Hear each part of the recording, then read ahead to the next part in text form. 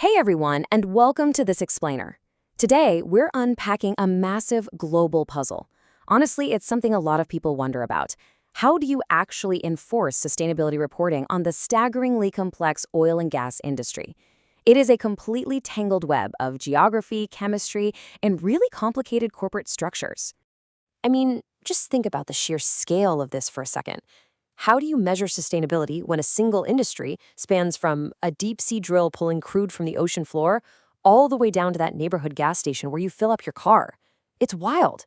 To make sense of a value chain this massive, we really need a highly structured, compartmentalized approach. So here's our roadmap for decoding this system together today.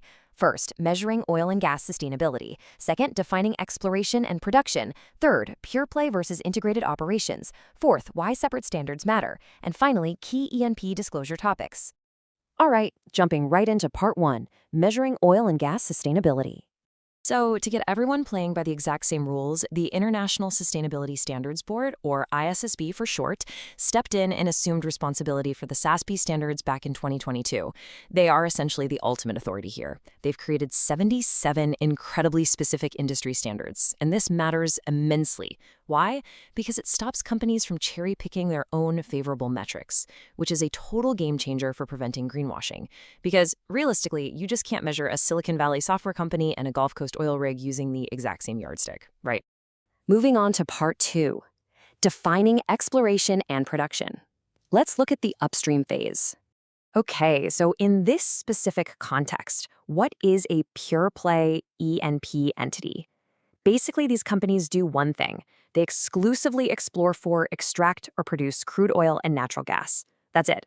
They are strictly the upstream operators. They are the boots on the ground, finding the raw resources and physically pulling them out of the earth. But as you can imagine, pulling it out of the earth looks wildly different depending on where you actually are.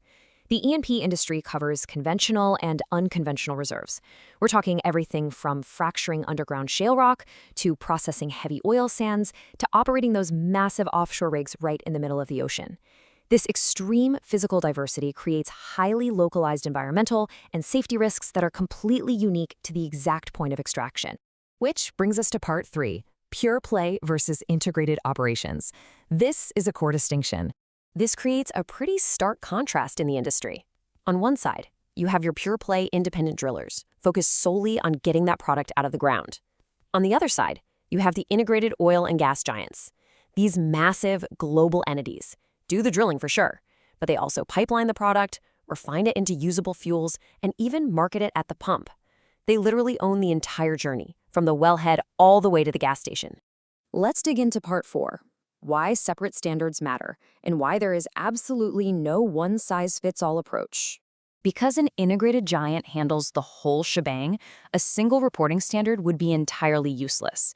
So SASB fragments the industry into distinct codes to force really accurate data. You've got EMEP for upstream drilling, EMMD for midstream pipelines, and EMRM for downstream refineries. Think about it, the specific chemical processes and distinct risks of a midstream pipeline spill are worlds apart from downstream refinery emissions. If you are an integrated giant, you don't get to just pick your favorite standard. You absolutely must use all of these separate standards to accurately report your impact across the board. Finally, let's wrap up with part five, key E&P disclosure topics. When you look at the granular, actual disclosure requirements, the need for these upstream-specific rules becomes glaringly obvious. Take water management, for example. Pure play operators have to disclose highly localized risks, like the exact percentage of hydraulically fractured wells where they publicly disclose their fracking fluid chemicals, or they have to track local groundwater deterioration. These are risks tied exclusively to a specific drill site. They simply wouldn't apply in any way to a downstream refinery that's just producing gasoline. And this localized focus extends straight into biodiversity and human rights, too. Upstream entities must track the volume of hydrocarbon spills, specifically in delicate regions like the Arctic, or calculate the percentage of their reserves located near endangered habitats or indigenous lands. The raw resources naturally sit right in these sensitive areas, which creates unique geopolitical risks tied firmly to the point of extraction. So this creates a really fascinating dual reality for E&P reporting. In one breath, operators have to account for hyper-local human impacts, like their proximity to active conflict zones. But then, in the very next breath, they have to zoom way out and calculate massive global metrics, like the estimated carbon dioxide embedded in their entire proved reserve, or how future carbon pricing scenarios will eventually hit their bottom line. It's this constant tightrope walk between community-level impact on one side and massive global climate economics on the other. As the global energy landscape continues to shift, a massive question remains for us to think about.